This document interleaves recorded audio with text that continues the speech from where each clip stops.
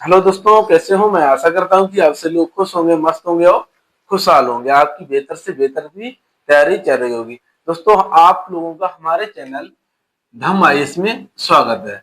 दोस्तों, आज हम इस क्लास में पढ़ेंगे दो चर वाले रैखिक समीकरण और उसके भी अंतर्गत पढ़ेंगे जो आपके दो चर वाले रैखिक समीकरण होते हैं, तो उनको हल करने पे वो संगत हैं या असंगत हैं, ये वाली कंडीशन हम आज इस क्लास के बारे में अध्ययन करेंगे कि वो जो आपके रैखिक समीकरण हैं वो संगत हैं या असंगत हैं।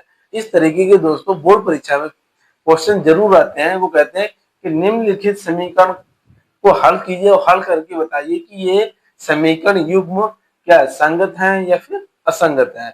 ये दोस्तों 4 नंबर में सवाल इसका आ जाता है। तो आज हम इसी के बारे में चर्चा करेंगे कि जो रैखिक समीकरण होते हैं उन्हें हम किस प्रकार से ज्ञात करते हैं कि ये संगत हैं या असंगत हैं। चलिए समय को ज्यादा खर्च ना करते हुए हम पढ़ते हैं कि ये इनकी क्या कंडीशन होती है और क्या शुरुआती फार्मूले होते हैं। तो हम सबसे पहले इनके फार्मूले के ऊपर डिस्कशन कर लेते हैं कि इनके क्या।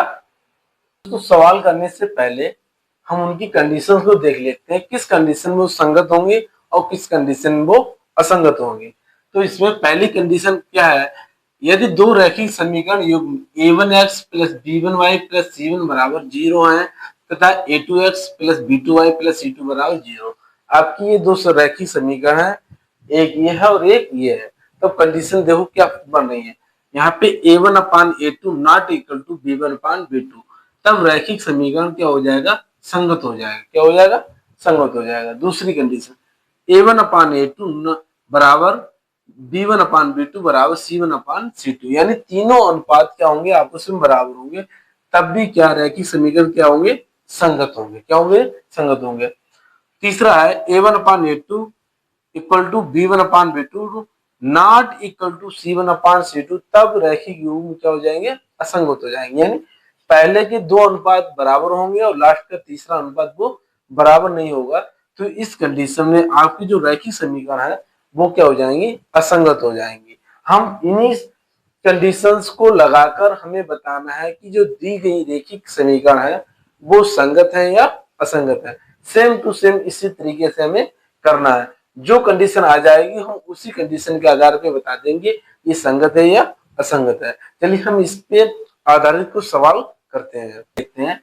पहला क्वेश्चन कह रहा है अनुपातों a1 upon a2 b1 upon b2 तथा c1 अपान c2 की तुलना कर ज्ञात कीजिए कि रैखिक समीकरणों के युग्म संगत हैं या असंगत हैं।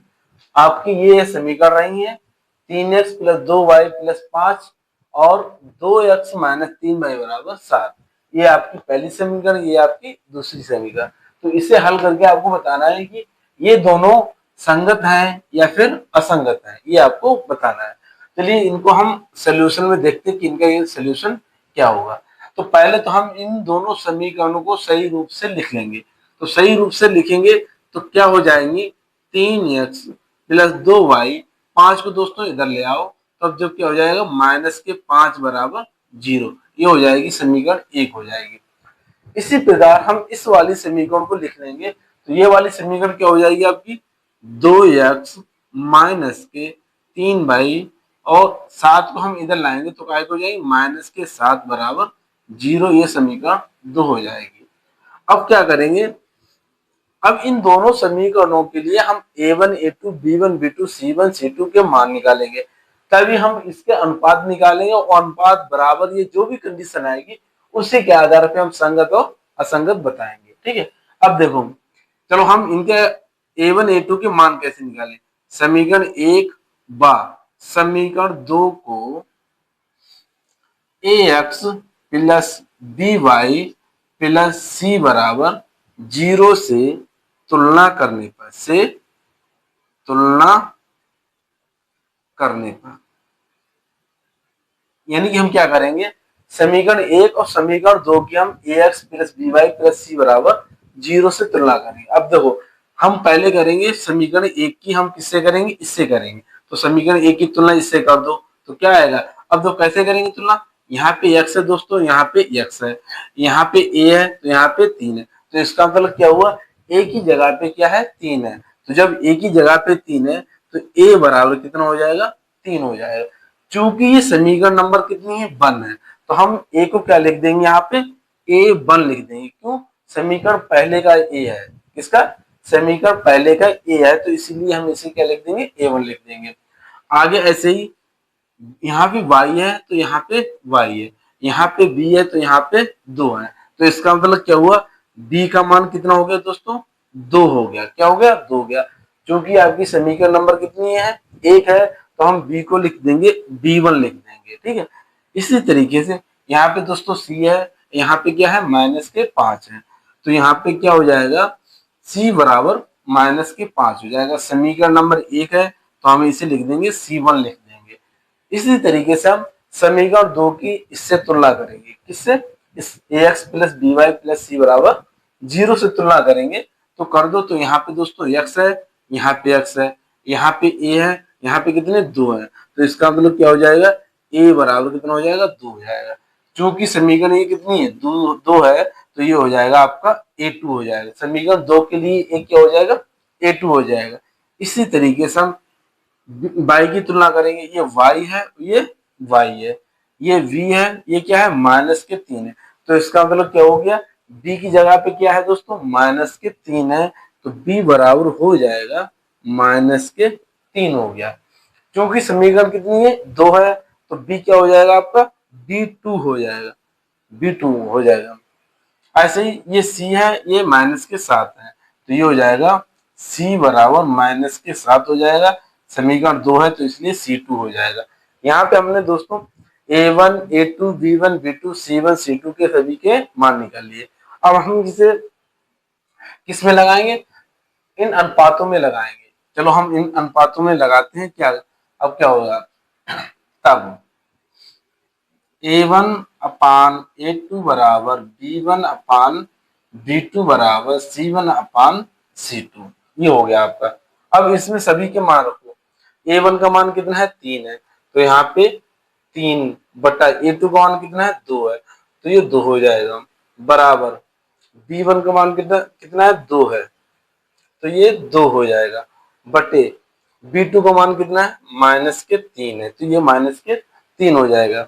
ऐसे ही बराबर C1 का मान कितना है -5, तो ये -5 हो जाएगा। C2 का मान कितना है -7, तो ये बटा में -7 हो जाएंगे। ये कट जाएंगे, तो ये हो जाएगा 3/2 बराबर 2 - 2/3 बराबर 5/7। अब देखो 3/2 क्या -2/3 के बराबर है? नहीं है ना, तो हम क्या करेंगे नॉट इक्वल टू लगा देंगे। 2/3 5/7 के बराबर है? नहीं है ना, तो हम इसे ऐसे कर देंगे। तो इसका मतलब क्या हो गया 3/2 2/3 के बराबर नहीं है, ये 5/7 के बराबर यानी कि कोई भी अनुपात आपस में बराबर नहीं है ना। जब बराबर नहीं है तो क्या हो जाएगा A1 अपान A2 बराबर B1 अपान B2, ये नॉट इक्वल टू बराबर not equal to C1 upon C2। जब ये कंडीशन आती है, क्या आती है ये कंडीशन आती है, तब आपकी जो रेखाएं होती हैं यानी रेखिक समीकरण होते हैं वो एक दूसरे को प्रतिच्छेदित करते हैं। जब प्रतिच्छेदित करते हैं तो वहां पे कोई एक हल होता है। क्या होता है? कोई एक हल होता है। जब वहां पे हम हल निकाल लेते हैं तो समीकरण क्या हो जाती संगत हो जाती। क्या हो जाती? संगत हो जाती। तो हम लिखेंगे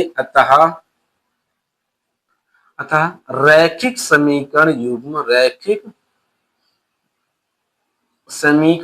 युग्म संगत है। तो आपकी जो 3x प्लस 2y बराबर 5, 2x माइनस 3y बराबर 7 कैसे हो गए? रैखिक युग्म संगत हो गए। ये इनका आंसर हो गया। चलिए दोस्तों दूसरा सवाल है। दूसरा सवाल भी सेम उसी तरीके का है जो हमने इससे में पहले किया है। वो कह रहा है कि A1 upon A2 B1 upon B2 C1 upon C2 की अनुपातों की तुलना करके ये बताना है कि जो आपकी रैखिक समीकरण युग्म दिए हैं कि ये संगत हैं या फिर असंगत हैं। आपको सिर्फ इतना बताना है। तो देखो इसे हम कैसे करते हैं। ये आगे इसका सोल्यूशन में हम पहले दोनों समीकरणों को सही से लिखेंगे। सही से क्या लिखेंगे? वो तो सही से लिखी हुई है। तो हम लिखेंगे x प्लस 2y माइनस 3 बराबर 0। इसे हम समीकरण 1 डाल देंगे। ऐसे ये हो जाएगी 3x प्लस 6y माइनस के 9 बराबर 0। ये समीकरण 2 हो जाएगी। अब हमें संगत और असंगत निकालने के लिए a1 a2 b1 b2 c1 c2 की जरूरत पड़ेगी। तो वो हम किस तरीके से निकालेंगे वो भी आप देखिए। यहाँ पे लिखेंगे हम समीकरण 1 व समीकरण 2 की ax plus by plus c बराबर 0 से करने पर की तुलना यहाँ पे लिखेंगे कि सॉरी यहाँ पे थोड़ा लिख देंगे कि से तुलना करने पर यानी समीकरण 1 और समीकरण 2 यानी इसकी तुलना हम किससे करेंगे, इससे करेंगे। तो हम पहले समीकरण नंबर 1 की करेंगे, इससे तुलना करेंगे। अब देखो करो तुलना। यहाँ पे दोस्तों x है, यहाँ पे x है, यहाँ पे a है, तो यहाँ पे a की जगह क्या है 1 है। क्या है 1। जब किसी x यानी चर के साथ कोई संख्या नहीं होती तो वहां पे हम क्या मानते हैं 1 मानते हैं। तो यहाँ पे हो जाएगा यानी a बराबर क्या हो जाएगा 1 हो जाएगा। क्योंकि जो समीकरण क्या है 1 है तो इसलिए a क्या हो जाएगा a 1 हो जाएगा। ऐसे ही यहाँ पे y है तो यहाँ पे y है, यहाँ पे b है, यहाँ पे 2 है। तो इसका मतलब क्या b की जगह क्या हो गया दोस्तों 2 हो गया। तो b की जगह पे b बराबर 2 हो जाएगा। समीकरण 1 है तो ये b 1 हो जाएगा। ऐसे यहाँ पे c है, यहाँ पे -3 है तो c बराबर क्या हो जाएगा -3 हो जाएगा। समीकरण 1 है तो ये C1 हो जाएगा। इसी तरीके से हम समीकरण 2 की तुलना इससे करेंगे। तो इससे करो तो क्या मिल जाएगा आपको, यहाँ से a2 बराबर मिल जाएगा आपका 3। कैसे, यहाँ पे x है तो यहाँ पे x है, यहाँ पे a है तो यहाँ पे 3 है। तो इसका मतलब क्या है a की जगह पे कितना है 3 है। तो इसका मतलब हो गया a बराबर 3 हो जाएगी। a बराबर क्या हो गया 3 हो गया। क्योंकि आपकी समीकरण कौन सी है नंबर 2 है तो a2 बराबर 3 हो जाएगा। इसी तरीके से यहाँ पे y है, यहाँ पे y है, यहाँ पे b है तो यहाँ पे कितना 6 है। तो b बराबर कितना हो जाएगा 6 हो जाएगा। समीकरण नंबर 2 है तो इसलिए b क्या b2 हो जाएगा। इसी तरीके से यहाँ पे c है, यहाँ पे 9 है तो क्या हो जाएगा c बराबर -9 हो जाएगा। समीकरण 2 है तो ये C2 हो जाएगा। अब हम इनके अनुपातों की तुलना करेंगे। अनुपातों की तुलना कैसे करते हैं, तब क्या हो जाएगा a1 अपान a2 बराबर v1 अपान v2 बराबर c1 अपान c2। ठीक, a1 upon a2, a1 a2 v1 v2 c1 c2 के सारे मान हम यहाँ से इसमें रख देंगे। तो a1 का मान 1 है और a2 का मान 3 है तो ये हो जाएगा 1/3 बराबर v1 का मान 2 है और v2 का मान कितना है 6 है। तो यहाँ पे हो जाएगा 2/6 हो जाएगा बराबर ये -c1 का मान -3 है और c2 का मान कितना है -9। तो ये हो जाएगा -3/-9 हो जाएगा। माइनस से माइनस कट जाएगा, 2 एकम 2, 2 तिया 6, 3 एकम 3, 3 तिया 9। तो ये हो जाएगा 1/3 बराबर 1/3 बराबर 1/3। ये दोस्तों देखो क्या है तीनों अनुपात क्या आ गए बराबर आ गए। तीनों अनुपात बराबर आने का मतलब क्या हो गया, अतः क्या हो जाएगा, अतः a1 अपान a2 बराबर v1 अपान v2 बराबर c1 अपान c2। जब ये तीनों अनुपात बराबर आते हैं तब क्या होता है, रेखाएं संपाती होती है। क्या होती है, संपाती होती हैं। तो उनके अनेक रूप से अपरिमित रूप से अनेक हल होते हैं। जब अनेक हल हो जाएंगे तो आपकी जो रैखिक युग्म होंगे वो क्या हो जाएंगे, संगत हो जाएंगे। रैखिक युग्म क्या होंगे, संगत होंगे। संगत दोस्तों जब होंगे जब क्या हो, उनका कोई हल नहीं होगा। तो यहाँ पे जो आपके x प्लस 2y माइनस 3 बराबर 0, 3x प्लस 6y माइनस 9 बराबर 0, तो रैखिक युग्म क्या हो गए, संगत हो गए। चलिए दोस्तों आगे क्वेश्चन देखते हैं। क्वेश्चन नंबर 3, इसमें वही करना है जो हम अभी तक करते आए कि a1 upon a2 b1 upon b2 c1 upon c2 की अनुपातों की तुलना कर हमें ज्ञात करना है कि जो आपके रैखिक समीकरण दो दिए हैं ये संगत है या असंगत है। अभी हमने दो क्वेश्चन कराए थे, वो दोनों के दोनों क्या थे, संगत थे। इसमें दोस्तों हम लेके आए असंगत। देखो असंगत कंडीशन कैसे निकालेंगे, तो इसका ये हो जाएगा सोल्यूशन। सोल्यूशन में देखो पहले हम समीकरणों को सही से लिखेंगे। सही से लिखने का मतलब क्या हो जाएगा, 2x माइनस 3/8 को हम किधर लाएंगे, इधर लाएंगे, इस तरफ लाएंगे, तो ये हो जाएगा माइनस के 8 बराबर 0। ये समीकरण 1 हो जाएगी। ऐसे ही हम 9 को इधर लेके आएंगे तो क्या हो जाएगा, 4x माइनस के 6y माइनस के 9 बराबर 0। ये समीकरण 2 हो जाएगी। अब हम इस समीकरण 1 और समीकरण 2 से a1, a2, b1, b2 और c1, c2 के मान निकालें। वो कैसे निकालेंगे, हम ऐसे निकालेंगे, यानी समीकरण 1 बा, अरे सॉरी क्या लिख दिया हमने, समीकरण 1 व समीकरण 2 की तुलना ax plus by plus c बराबर 0 से करने पर, चलो हम इससे क्या करेंगे, तुलना कर देंगे। तो तुलना करने पे हमें क्या मिलेगा, करो। यहाँ पे दोस्तों x है, यानी हम पहली समीकरण की इससे करेंगे।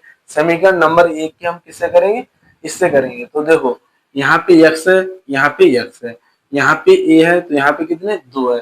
तो इसका मतलब क्या हो जाएगा, a बराबर क्या हो जाएगा, 2 हो जाएगा। क्योंकि समीकरण नंबर ये 1 है तो इसका मतलब क्या हो जाएगा, ये a1 हो जाएगा।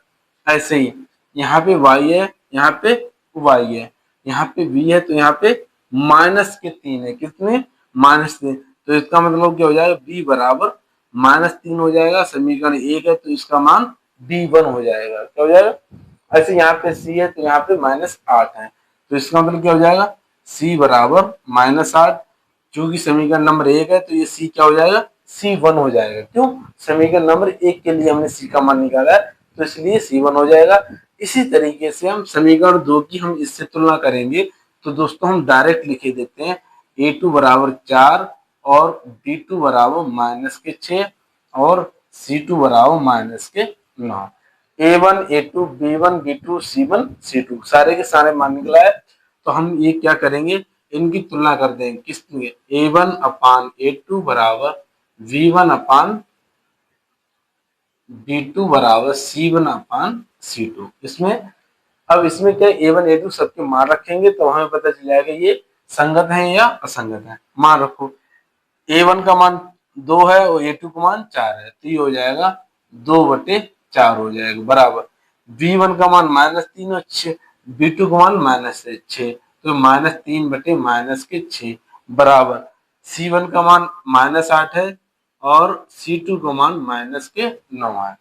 यहाँ से माइनस चला जाएगा, इस माइनस से ये माइनस चला जाएगा, 2 दूनी 4, 3 दूनी 6 और ये नहीं कटेगा, ये हो जाएगा 1/2 बराबर 1/2 बराबर 8/9। अब देखो 1/2 बराबर 1/2, ये तो आपस में बराबर, पर ये बराबर नहीं है, तो ये बराबर नहीं है तो हम कर देंगे नॉट इक्वल टू कर देंगे। ठीक है, जब नॉट इक्वल टू कर देंगे तो इसका मतलब क्या हो गया, a1 अपान a2 बराबर v1 अपान b2 बराबर not equal to c1 upon c2। क्या हो गया, c1 अपान c2। जब ये कंडीशन आ जाती है तो रेखाएं आपस में क्या हो जाती है, समांतर हो जाती है।